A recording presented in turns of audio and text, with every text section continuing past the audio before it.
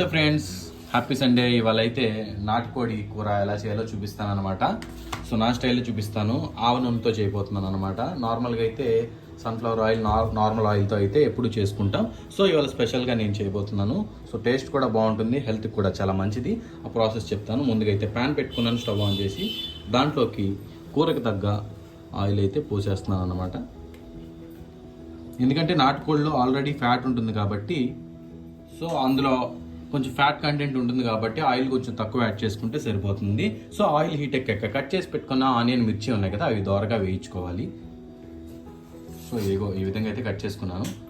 దాంట్లోకి ఈ ఇంగ్రీడియంట్స్ కూడా వేసుకుంటే కూర అయితే బాగుంటుందన్నమాట. వీటిని కూడా యాడ్ చేసుకోండి. ఆయిల్ అయితే హీట్ ఎక్కింది.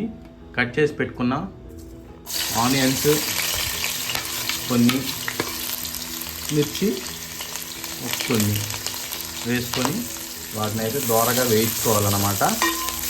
దోరగా వేగిన తర్వాత చిటికెడంత పసుపు వేసి అల్లం వెల్లుల్లి పేస్ట్ కూడా వేసుకోవాలి. మీకు చూపించిన ఇంగ్రీడియంట్స్ ఉన్నాయి కదా, వీటిని కూడా వేసేసుకోండి. మంచి టేస్ట్ అయితే వస్తుంది. నార్మల్గా అయితే నార్మల్ కర్రీలో వేసుకోరు, బట్ ఇవి వేసి ట్రై చేయండి. టేస్ట్ అయితే అదిరిపోద్ది, స్మెల్ కూడా మంచిగా వస్తుంది అనమాట. సో మాడకుండా దోరగా అయితే వేయించుకోవాలి. సో మేము కారం అంతా ఎప్పుడూ ఒకేసారి పట్టిస్తాం. చూడండి, ఇలాగా హోమ్ మేడ్దే వాడతాం మేము. బయట కారం అయితే వాడం అసలు. సో ఇట్లా ఇంట్లో ప్రిపేర్ చేసుకున్న కారం ఇది. సో మీరు కూడా కుదిరితే అలానే పట్టించుకోండి. సో బయట కారంలో అంత టేస్ట్లు ఉండవు కాబట్టి, సో మేము ఎప్పుడైతే ఇంట్లోనే ప్రిపేర్ చేసుకుంటాం, బయటి అసలు వాడము. అల్లం వెల్లుల్లి పేస్ట్ కూడా బయటది ఇన్స్టెంట్గా ఉండే వాడము. అప్పటికప్పుడు ప్రిపేర్ చేసుకొని ఫ్రెష్గా ఉన్నాయే తీసుకోవాలి. కూరలు ఎప్పుడన్నా టేస్ట్ ఉండాలంటే ఇలాంటివే వాడండి. నిల్వ ఉంచుకునే అసలు వాడద్దు, టేస్ట్ ఉండవు, త్వరగా పాడైపోతాయి కూడా. సో చిటికెడంతా పసుపు కూడా యాడ్ చేసేస్తున్నాను. వేగిన తర్వాత 1 టేబుల్ స్పూన్ అల్లం వెల్లుల్లి పేస్ట్, ఫ్రెష్గా ఇంట్లో నూరింది. డబ్బాలో చేసి మీకు కొన్నది అనుకో మాకండి, నూరి ఇందులో స్టోర్ చేసుకున్నాను అన్నమాట. ఇదిగోండి.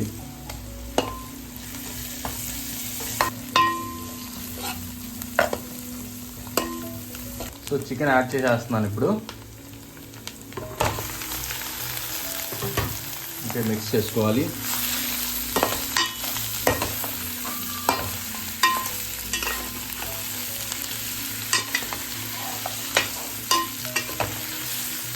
సాల్ట్ యాడ్ చేస్తున్నాను.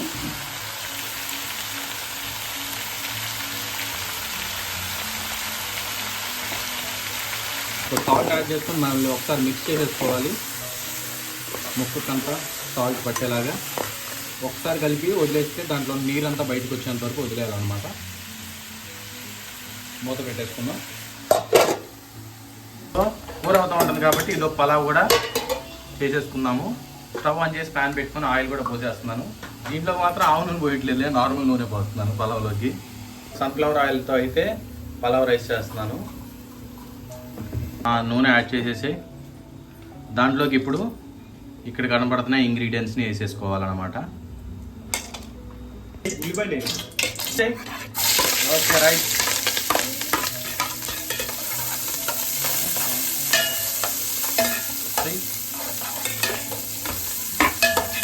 సో అల్లం వెల్లుల్లిపాయ కూడా వేస్తున్నాం. ఉల్లిపాయలు పచ్చిమిర్చి వేగినాయి కాబట్టి వేయగానే మంచి వాసన అయితే వస్తుంది ఎప్పుడు. ఓకే, వేసి కట్ చేసి పెట్టుకున్న కొత్తిమీర, పుదీనా మంచి కడిగిన ఫ్రెష్ది వేసేసుకొని, ఇది పలావ్ రైస్ అనమాట. నాటుకోడి కూర ఎంతవరకు వచ్చిందో చూద్దాం. చూసారు కదా, ఇలా వాటర్ కంటెంట్ అంతా బయటకు వచ్చింది అనమాట. ఇప్పుడు మనం ఏం చేయాలంటే కారాన్ని యాడ్ చేసేసుకోవాలి. నాటుకోడి కాబట్టి కొంచెం కారం ఎక్కువ ఉంటే బాగుంటుంది.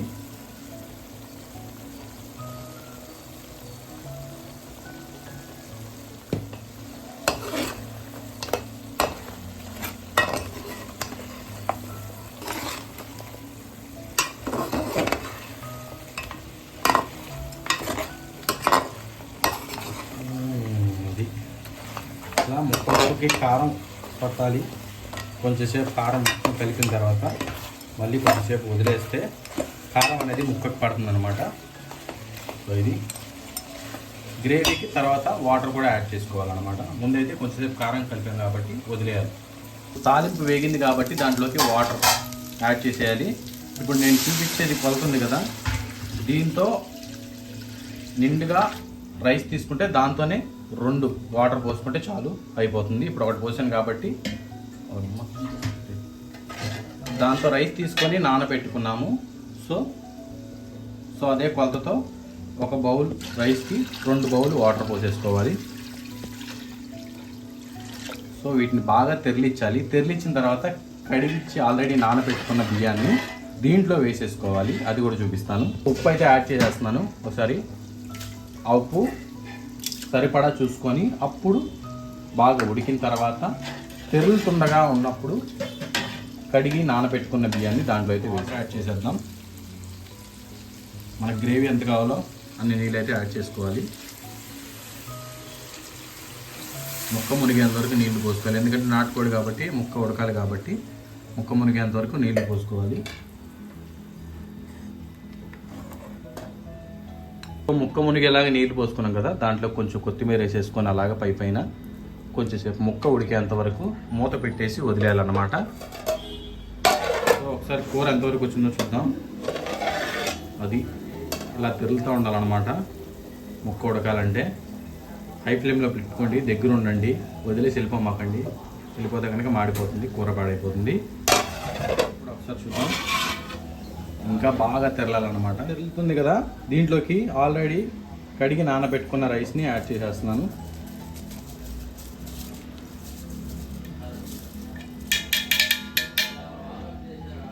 ఒక్కసారి మంచిగా ఎక్కువసార్లు తిప్పితే రైస్ ఇరిగిపోతుంది. జస్ట్ ఒకసారి అలా తీసుకొని వదిలేయడమే, పెట్టేసుకోవడమే. సో ఒకసారి రైస్ అయితే చూద్దాం. చూసారు కదా, ఇలా అయితే వచ్చింది రైస్. అంతా ఉడికిందో ఏంటో.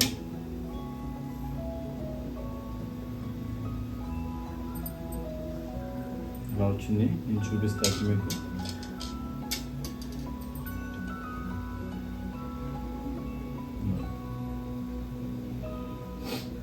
సో రైస్ అయితే అయిపోయింది.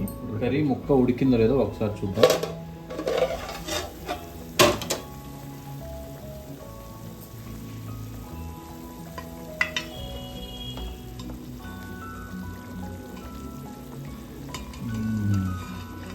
స్మెల్ అయితే అదిరిపోతుంది.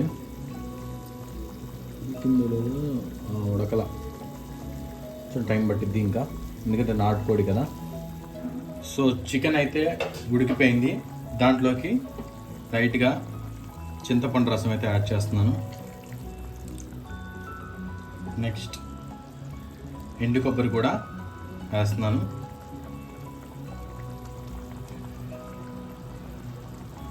మనకి ఎంత కావాలో అంత వేసుకోవడమే. నెక్స్ట్ గరం మసాలా కూడా జస్ట్ ఒక 1/2 టేబుల్ స్పూన్, మరి ఎక్కువ కూడా కాదు, అంతే. ఒకసారి మిక్స్ చేసుకొని కొంచెంసేపు అలా ఒక 5 నిమిషాలు వదిలేయాలన్నమాట.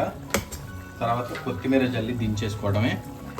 నాటుకోడి కూర చాలా ఈజీగా చేసుకోవచ్చు. సో ఈరోజు సండే స్పెషల్ అయితే మాది ఇది.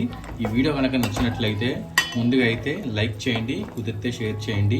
కొత్త వాళ్ళు ఎవరైనా ఉంటే సబ్స్క్రైబ్ అయితే చేసుకోండి. సో ఇది ఇవాళ మా సండే స్పెషల్.